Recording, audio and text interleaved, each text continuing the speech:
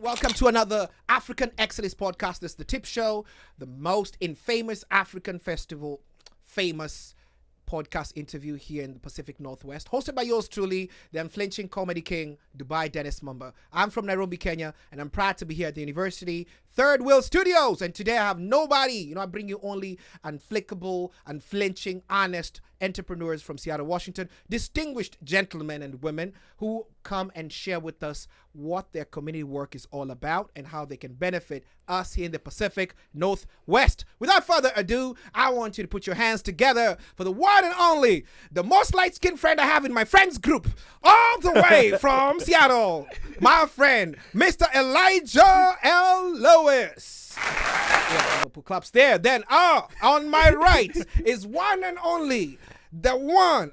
I have been paying for you to be in Wakanda movies for years, but finally he's here auditioning at this podcast. The one and only Ali bin Ali Sultan. How are you doing? I'm good, my brother. Yeah. No, next time I'll have confetti. When I say these things fall from the air. Ladies and gentlemen, welcome to the Tip Show. And straight to me, I just want to ask you guys to be patient because I have very intriguing guests here today. Straight to it. I'm going to ask you, Mr. Ali, who are you? What are you about? People will see you in the streets. Who are you? I'm just bin Ali Songoro. I come from the Democratic Republic of the Congo. These days, I'm really promoting my home state, the Tanganyika province. Province, correct. Yeah, so we're going to be talking about that a little bit. But yeah, I am Ali. I'm a youth leader. So you're just here advocating for the youth and what's best for the continent and my country in particular. Thank you so much. Thank you for being here. Ladies and gentlemen, warm up for Mr. Ali here. And on my far left, Mr. Lewis. Who are you? What are you about? And what do you do in the city of Seattle? Yes, so my name is Elijah Lewis, and ultimately, what am I about? I'm about, prosperity. I'm about, sustainability, self-sustainability, and ultimately community, right? That's really what I'm about. And what do I do in Seattle? I just uplift our community and I help people. Like, I love helping people. I love giving back. So that's ultimately what I'm about. Ladies and gentlemen, like everybody who comes on this show, my two amazing guests today are being very modest, but you know me, I don't like modesty. Ain't nothing modest about this, people. So let me go to it. Mr. Bin Ali is a youth community leader, African Achievement Award winner for upcoming and promising leader in 2021. He was also a youth representative at the United Nations. Mr. Africa, North Africa, second runner-up, people's favorite king. Man, you have won things. Ladies and gentlemen, let me not forget his community work and charitable work. He has led the Civic and Engagement Committee of WASCO through different nonprofits from the 2020 election. And currently, he's working on linking American investors with his home country in Africa through different sectors of development. Thank you, Mr. Ali. Put down a clap for yourself, man. Thank you, man. Thank So you. you're the most handsome in those areas. Ladies and gentlemen, back to my friend, Mr. Lewis. Mr. Lewis here was born and raised in Seattle, Washington. South Seattle is where he spent his early years, advocacy, amplification, and organization. This gentleman over here is a revolutionary committed to the embetterment of his community. He joined African Town Ecosystem. I have met him working with the black graduates of Rainier Beach High School. Mr. Elijah has overcome many obstacles that were faced in front of him to be who he is today. We are talking poverty. We're talking middle class. We're talking recession. But the guy is here today. He's working with a lot of nonprofits, organizations, a lot of things. I want you to tap into it as we proceed, right? Absolutely. I'm more of a morning person, Elijah. Yeah. No, I'm a morning person. That J. Cole song. Like in the morning. I'm more of a morning person. I get things done in the morning. Right. But what time of the day do you get things done? I'm a night owl, man. I get things done at night. Night? Yes. Ali, night? Yeah, night. That would be night. It's a lot of things going through, throughout the day. So Okay. at night, it's peaceful and calm. I want to ask you straight questions that some of the audience members want to know what your stands are. This being Black History Month. If you don't know, we have only 10 more days to be black. Right. All right. Ladies and gentlemen, what's your definition of diversity, Mr. Elijah? Man, my definition of diversity really is me. Like, I'm diverse. I'm so many different, cultures. And yeah, that's my definition of diversity. What about you, Bin Ali? For me, it's when everybody come to accept and appreciate the differences that we have. Oh, yes. I like that. Just simple. This, you don't over-explain. I like that. Now, in your current roles, Ali, I'll go with this with you. You have worked as a youth leader organization trying to transport this cross promotion business-wide, economically with African America. What are some of the biggest challenges that you have faced in your current role in your current organization? I mean, when you are, considered a minority in a country like America, you always face with a challenge like to present the numbers. Correct. Oh, I'm a numbers, leader. yes, Yeah, numbers, I'm a leader. Yeah. But who is behind you? Like, how many people can you bring into a room? Correct. And especially when you're dealing with young people, like, just convincing them, getting young people out of the club, partying, and telling them that, hey, there's some serious stuff here that we can be doing. Yeah. If we can be 20 people, 20 of us, we can, create a 501c3 and, raise some money and do something positive. It's not easy. It's like to bring the youth to come to that realization that there's so much big things waiting for them in the future. The current generation of leaders is expiring. It's us coming to replace them. Correct. So we have to prepare them. We have to prepare ourselves, prepare all the young people for what's coming. Yes. And what about you, Mr. Elijah, in your current role as a leader, as a creative, as somebody who embodies what art is to the Pacific Northwest? What are some of the setbacks that you go through being a creative in Seattle?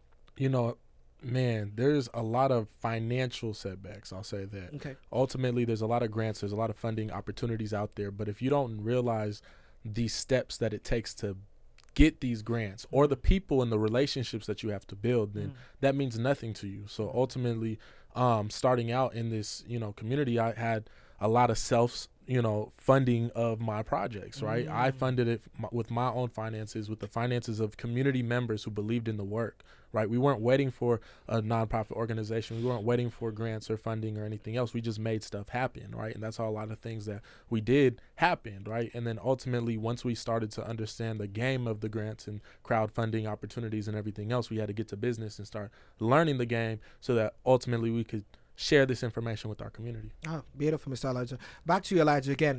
The next question with you. How long have you been doing this? Yes, so I'm 23 years old, so I've been doing this type of work as far as advocacy work. I've really been doing since I was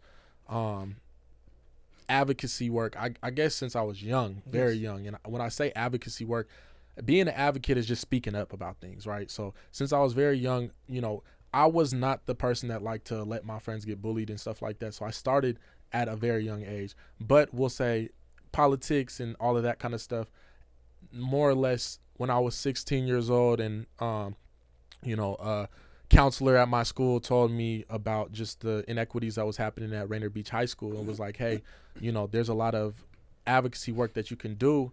And I decided to be a part of that in talking to the Seattle School Board for our school because we were having a lot of inequities that was happening at the school and we needed a remodel.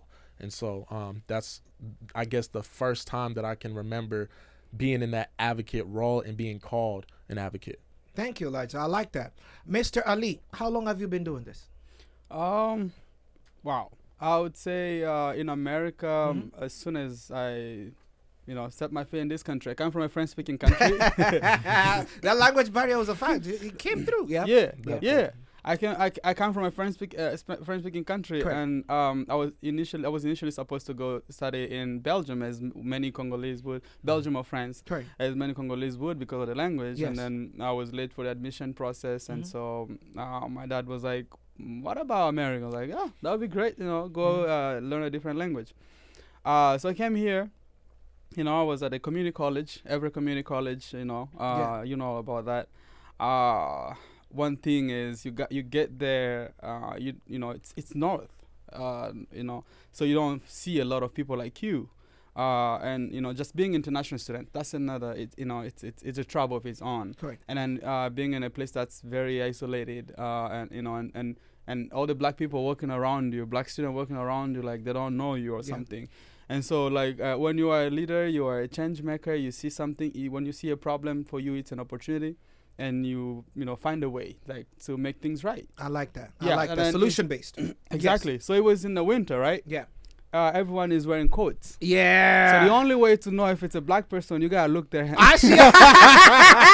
From here to so here. So I start calling all the black people I saw on campus. Okay. Like, hey, what are we doing? Yes. Like, there's not a lot of us here. Yeah. There's there are organizations here. We can be doing things like that's how I came to create a whole organization for African students. And then from that, we were raising a lot of money. Like I think my time there in leadership, we were able to raise at least $50,000. Wow. Nice. Yeah, Nice. able to take students to different conferences. Correct. The Black Solidarity Conference at Yale University, Yes. and many different diversity conferences. Correct. Yeah, so that's how I started, and then until the community at large in Washington State discovered me. The mayor of Everett as well. Wow, Yeah, nice. I was able to meet the mayor of Everett, just representing the minority students. Yeah, that's how I started to, and then from there it just became a bigger thing. Like I told everybody that, hey, we cannot just be African student associations on our campuses. Okay. Now we have to link like all of them, correct. all the universities. Yes. See, that's how we started. So now we start going to Central Washington, UW, all like the essays, Shoreline, Shoreline, and and you see, then that's the movement that we created, and and now, well, we are what we are today. So, ladies and gentlemen, I want to thank these two gentlemen for being here. Mr. Ali himself, actually, when we were at the university, Western University, I hosted their cultural nights a couple of times, and your organization was sponsoring some of the African night there, so I want to applaud you for that. Thank you. I also want to applaud you, Mr. Elijah. We met Mr. Elijah. He oversees operations at the Sankofa Theater. Sankofa Theater in Seattle, Yes. downtown Seattle, and he hosts a lot of upcoming artists, comedians, musicians. Let's talk more about that. Yes. How are you tapping into this? Let me reframe the question. What made you tap into this group of people? Because Seattle's a tech city. Yes. And me being a seasoned comedian or producer, I have struggled to find spaces where I can openly express myself, which don't break the bank, because people have not yet tipped here. How do you approach these people? How do you negotiate to work with them? It's funny when people say like, oh, Seattle's a tech city, because I've grown up here my whole entire life, and so obviously, like, I didn't grow up in, or maybe not obviously, I didn't grow up in tech. You know what I mean? I grew up in the 2000s, right? And I remember, like, a lot of people say, oh, Gen Z, and technically, I'm Gen Z. Yeah. But we were the last generation that grew up without having cell phones all the time. You know what I mean? That's the last like, couple, I remember in 2008, I got my first cell phone. It was tiny. It was like one of those things where it's like when you pressed on the internet button, you had to go back because you knew your mom was going to like get mad at you. It's like, oh, I'm going to get charged. Like, I got to go back. Like, oops, I unaccidentally hit Facebook. You know what I mean? And stuff like that. And then back, 2010s, that's when we got on Facebook. Yeah. I remember, you know what I mean, being in an escape room and stuff like that type of stuff. So ultimately, I grew up in that time where we were outside, we were playing, we weren't necessarily involved in tech. Yeah, we might have had a computer or Nintendo or,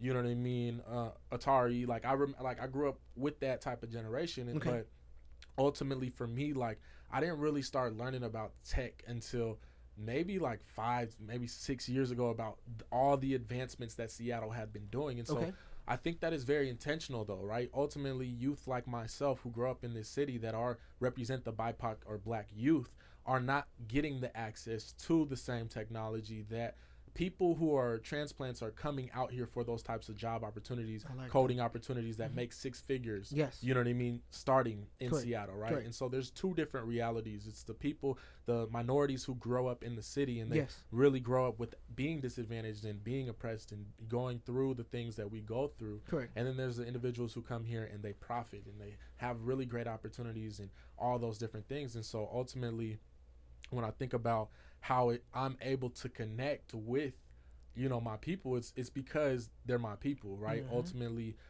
these are people I relate to. These are people I can share stories with and, say, I grew up in Seattle, and that they can relate to those types of things. And I remember really when I got my first start into the entertainment industry, it was when I was around 16 years old, and a friend of mine had known a lady who owned her own record label, right? Wow. And so I came in as a prodigy, right? Oh. And I've always had a business mindset, and I've always been able to build relationships and build rapport with, right? Correct. I grew up in the church, so I grew up with a whole bunch of old people. Well, you know how to talk to them, negotiate. You know what I mean? Yeah, you learn a lot from the church. So I brought those skill sets, and I was like, look, I told her, I said, man, I see that you run this big record label and everything else, and you seem like you need a lot of help. Yeah. I can help you. You know what I mean? Work something out.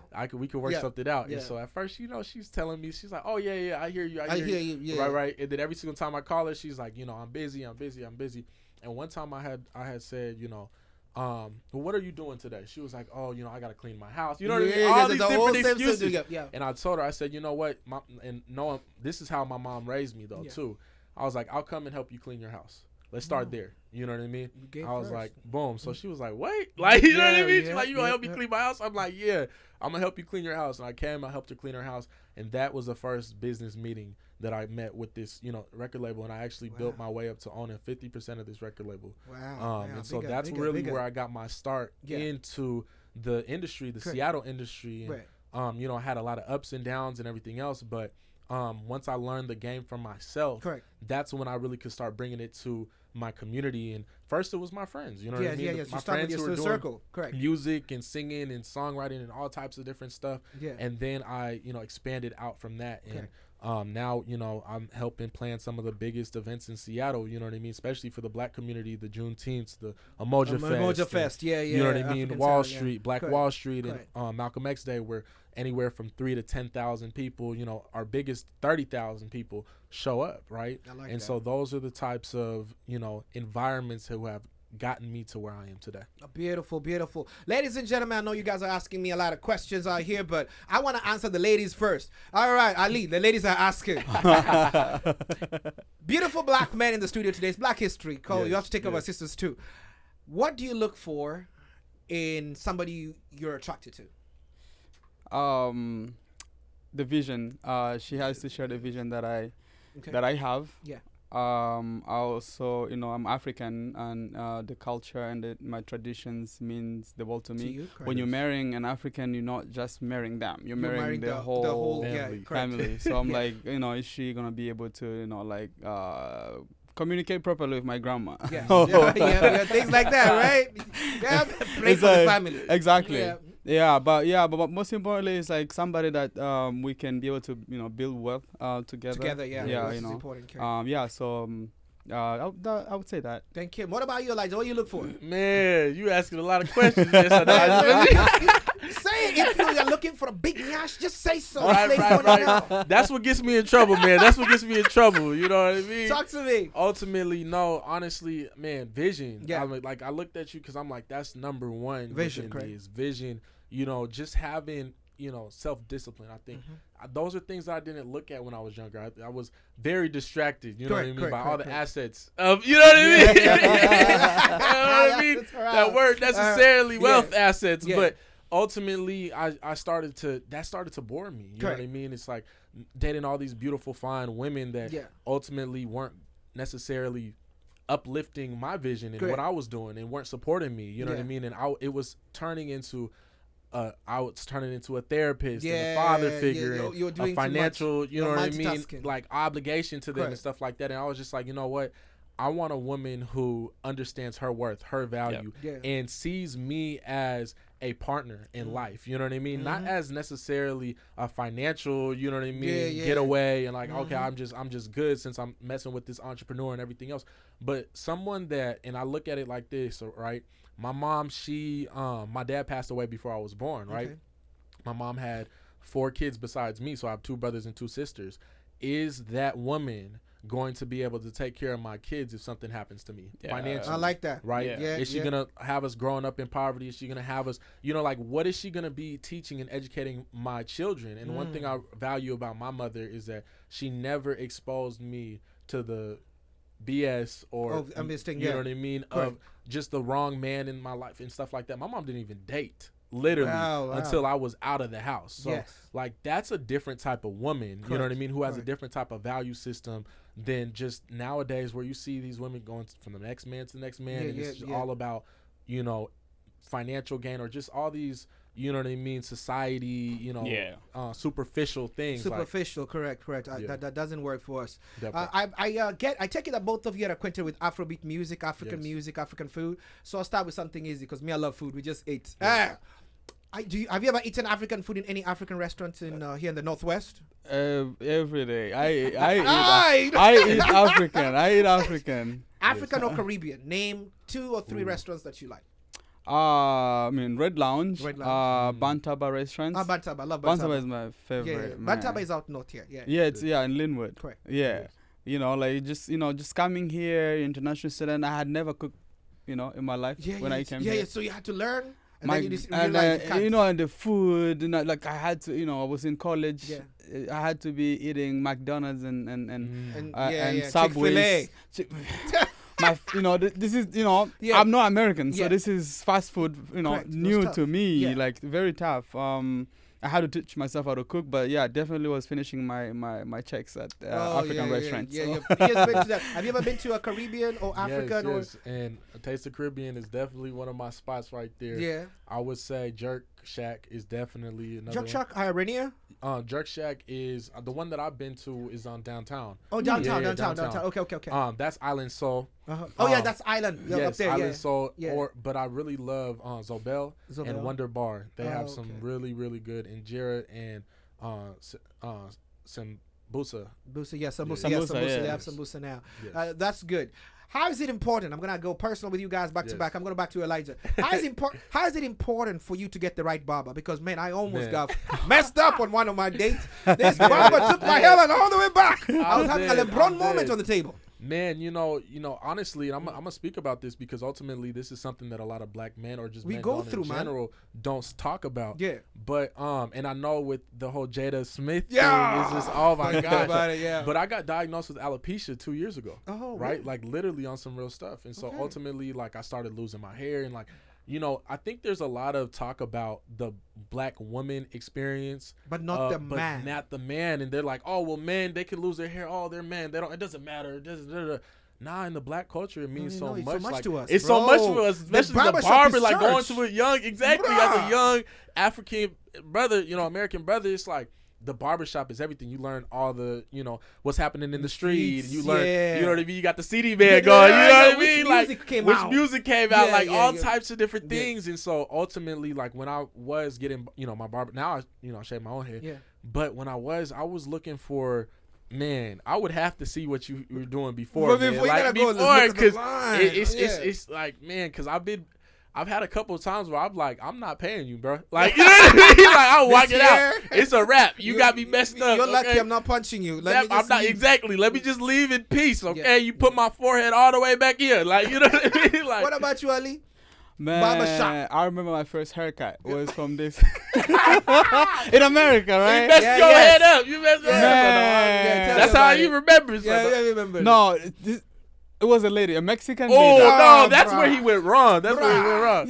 How? I'm coming from Congo. Okay. I'm getting my first haircut. Okay, I'm going to get, okay. The only thing I asked was, my only question was, is there a barbershop around here? There's one right there. I get in the place and they're all looking at me like, yes. Am I in the right place? Like, am I in the barbershop? Like, yes, you are. But. Like, what's but? What's but? Oh, I don't know. Not sure. I need a haircut. So they give me this haircut. I was like, oh my goodness gracious. Wow. What is going on? I had to wait for like 4 months later to meet an African. Oh, yeah. Right? It took me at least 4 months to meet Dunia. A good barbershop. And Dunia knows how to cut hair. So Dunia showed me the barber. And that's the only barber I've been with for like 7 years now. Nice. I live in Seattle now. Yeah, you gotta be loyal. Yeah, I live in Seattle. Shout out to D. I live in Seattle, right? Okay. But I have to drive. Right now I'm coming from Everett. Yes. Go get my haircut in Everett because I still can't trust anybody. I go to all the way to, there's a barber shop I discovered at Federal Way by the transit station. Really good guys. I'd rather take that hour drive to get that hairline, bro. I missed a grant last year because of the wrong barber. So this year I'm not wasting time, guys. Anyway, on money. Yeah, bro. It's got the money look. And we're talking about investors, right? Yes. Like, why can't we just invest in our own things too? Like talking about investment, Ali. What do you think is the problem we have? Because I have never lived in a state that has more black professionals like where I live right now. But for some reason, a lot of our projects, a lot of our campaigns are underfunded from the, from the inner circle. It's like people don't believe in it. What do you think could change to help all these tech millionaires that we have in our community You know, I love getting money from the people who don't look like us as well. But there are also people who look like us who know where this money is going, who have been to this, raised in the communities that we were raised. And they are making this money. And they're making this money. Right. So what do you think could change? I think we have to start investing, ourselves first. Like, so here's the thing, right? Like, when I say, I'm trying to get American investors, to go invest in Congo. Yes. Right. The first idea that comes into your mind is, white.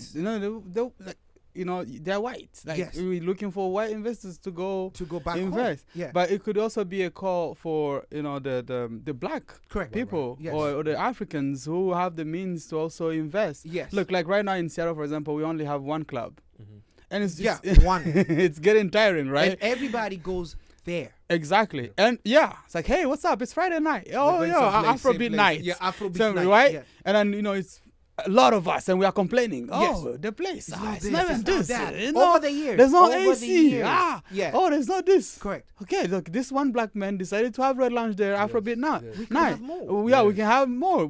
Instead of complaining, let's do something. Correct. We can even, create a space. We can rent it can even be a non-profit organization. Exactly. Man, all my stress for the pandemic and everything. We went to one place. That's therapy right there. Yes. And everybody know what the role that he plays. Yes. Exactly. What do you think we could do for investors, Elijah, to get more investors, either Seattle Black or Seattle African American or Caribbean crowd? How can we convince them? Honestly, every investor looks at the ROI, which is, return on investment, Correct. right? And so ultimately, it's conversation, Correct. right? A lot of people feel entitled, right? That their project is so good that every single person should just invest, and they should see it without them even talking to anyone. They should just see the value in what they do, right? And it's a fictitious, because it's like, ultimately they're on social media and they see all these different people and they think their social media account's going to go blow up. You know what I mean? And so if you want people to invest in you, you got to show them why, right? You have to show them why, and you have to show the importance. What is the factor within your investment that is going to be like time sensitive, that it's going to go away? You know what I mean? For example, if we'll just say I get an opportunity to bring in Cardi B, right? Yeah. And it's going to be next month. Correct. And, it's just because she's going to fly in and something's happening. If I tell these investors, hey, Cardi B's coming within less than a month, if we don't do this, we're not going to be able to promote. We're not going to be able to make sure that this is everything is right, so we can make this $1 million. You know what I mean? But if you invest right now, then we can make this $1 million.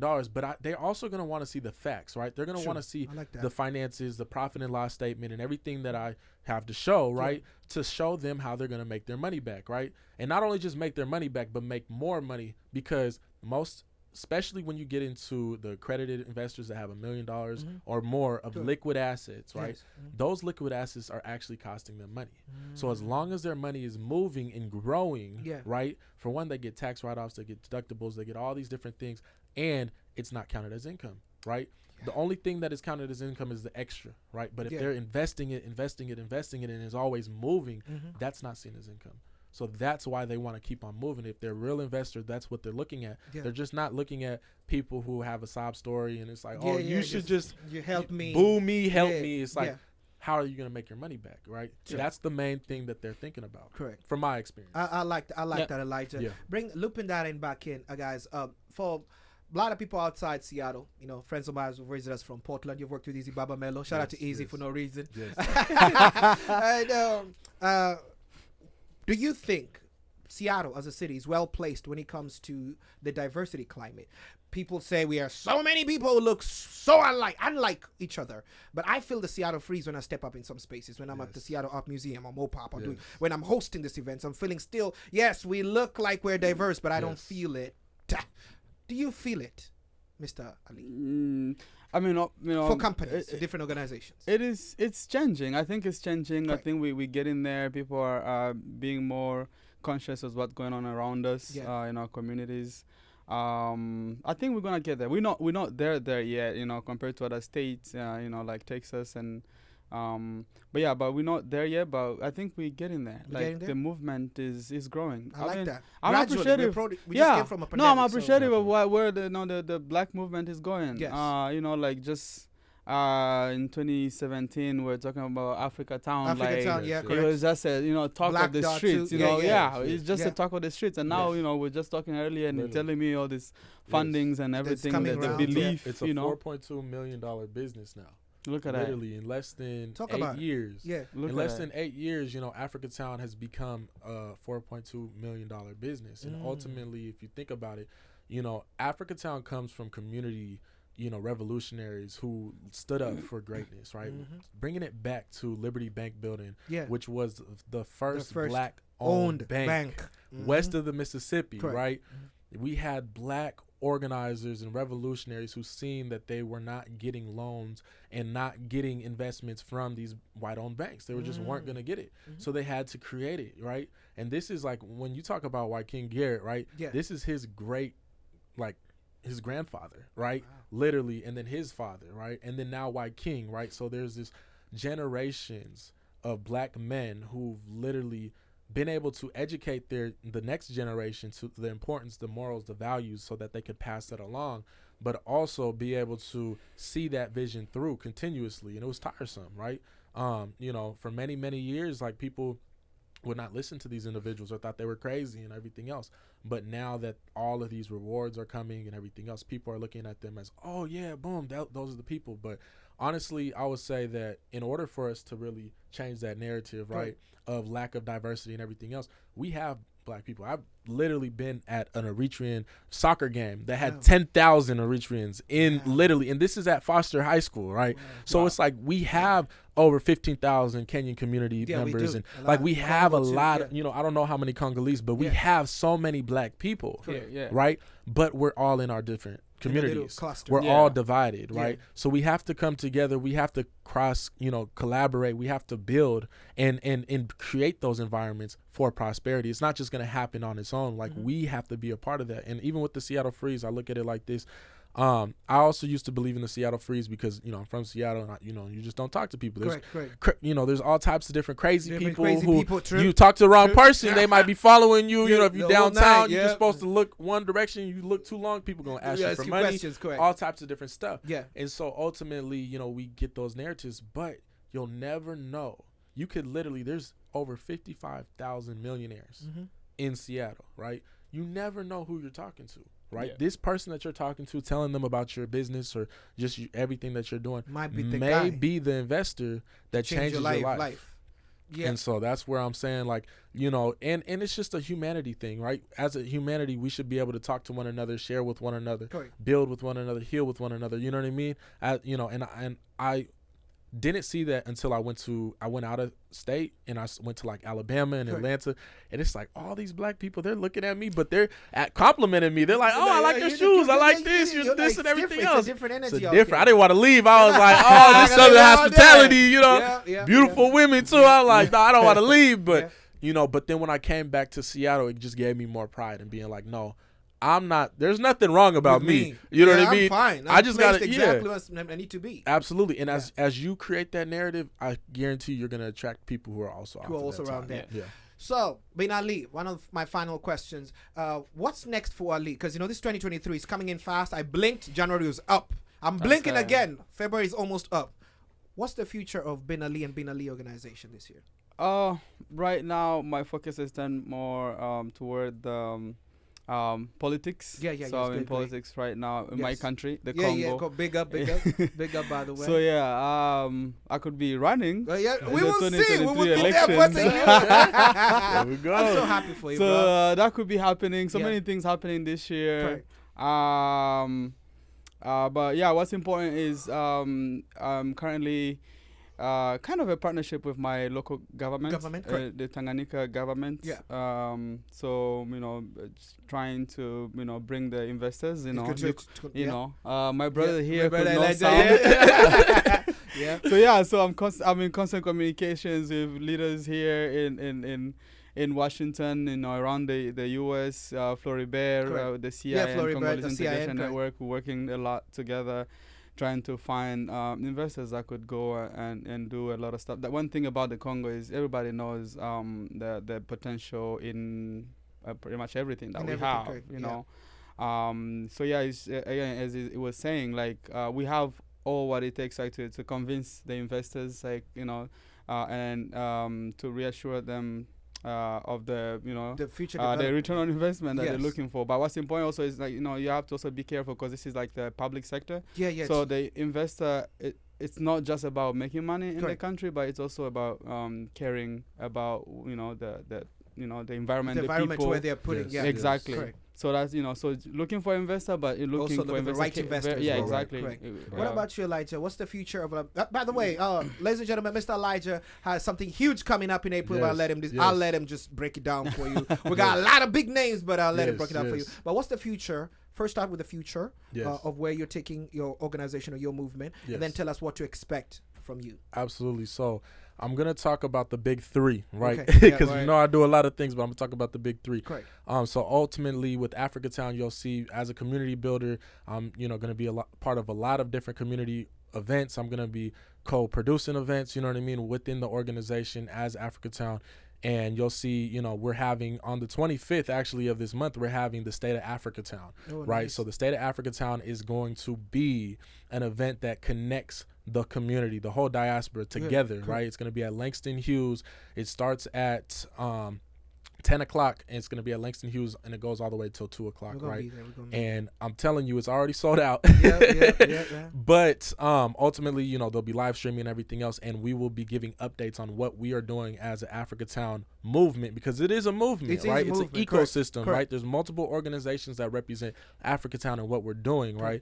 And so we're going to be talking about the future of Africatown, our biggest projects like Africatown Plaza, that $60 million development that I was telling you about, low-income housing, all those different things. So that's what you can be looking forward to. You can look us up at africatownlandtrust.org, and you can find us. There's also Ethereal Visions, which is my entertainment company, uplifting local entertainers and everything else. And ultimately, you'll be able to see all types of different events. We have an open mic on the 26th, which is this Sunday, from 5 o'clock all the way till 8:30. It's going to be a youth-centered open mic, so be sure to come through. We're going to have so many different youth performers, and even if you can't make it, if you can just donate on our go to our page and donate, theetherealvision.com, and be able to just show your support, because ultimately this is going to be what it takes to be able to support the next generation of creatives, performers, and talented artists that are coming up, right? This is Ethereal Visions is a platform for them to be able to grow. You can also be able to see our comedy night. So I know me and you, we're talking about collaborating on, and we ain't gonna say no dates, man. Not say no dates right now, but we'll be back. I'll be back. We'll be back. But comedy, nights, you can see, you're gonna be able to see different types of burlesque shows. You're gonna be able to see artist showcases, and we'll be having a lot of different community organizing and stuff like that. That's gonna be in the space as well. So that's with Ethereal Visions. And last but not least, Flourish Financial Group. You can check us out at flourishfinancialgroup.services. It's a financial education firm that is doing financial equity in the form of financial literacy, right? And so I'm partnered with over 30 different financial professionals in the area that are BIPOC, represent our community, and talk about credit, real estate, taxes, legality, generational wealth, health and wellness, like how health and wellness is a part of your financial literacy. And these things are things that we're going to be talking about. And so ultimately you can check us out at our Facebook page, Flourish Financial Group, and see the amazing things that we are doing as a community and what we're building. Thank you, Elijah. But thank you. Actually, that was my next question, but you just wrapped it up. Thank you. You go follow Mr. Elijah. Mr. Bin Ali, where can they follow you online? Like, see if they can support you, donate to your organization. Where can they find you online? Yeah, you can find us. There is actually coming with 2 organizations now. Okay. Nice. You know all about Afropedia. So go at afropedia.com, myafropedia.com, where you can donate, and it's a platform where we match mentors and mentees to go mentor all the Black students in colleges, or freshly in college, trying to like show them the way. You have a whole studio here, so we have some students from journalism, or you can come, they can come and practice. Stuff, people that want to be like you when they grow up. A little bit. I like that. We also have Elikia. So Elikia is a new platform run by us, me and Florette, a fellow Congolese. That one is strictly for we're partnering with universities in the US, connecting African universities Yes. and American universities for exchange program. Correct. They send a student there, we send a student here. Yeah. So so I'm actually going to East Africa very soon to make more, like to get more partnership. So we have a few universities in Washington already. We're trying to, and then in a few universities in Africa, Ghana. We're trying to, get University of Dar es Salaam, University of Dodoma.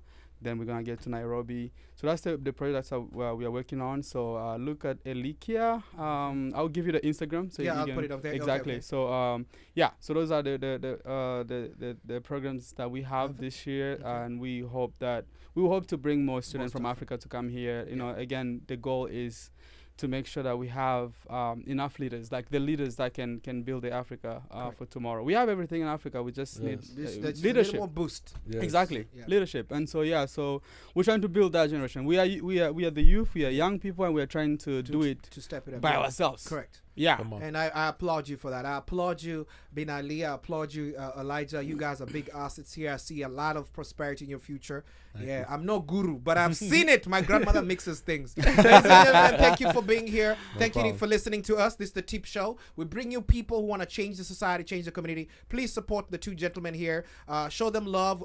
Write something on these comments. Let them know what you feel and how you can contribute or collaboratively build something in the future potentially. And thank you for being nice looking. I normally have people come to this show smelling like hot dog water. But finally, I'm here, ladies and gentlemen. This has been episode 9. Until next time, peace out. All right. See you later, man.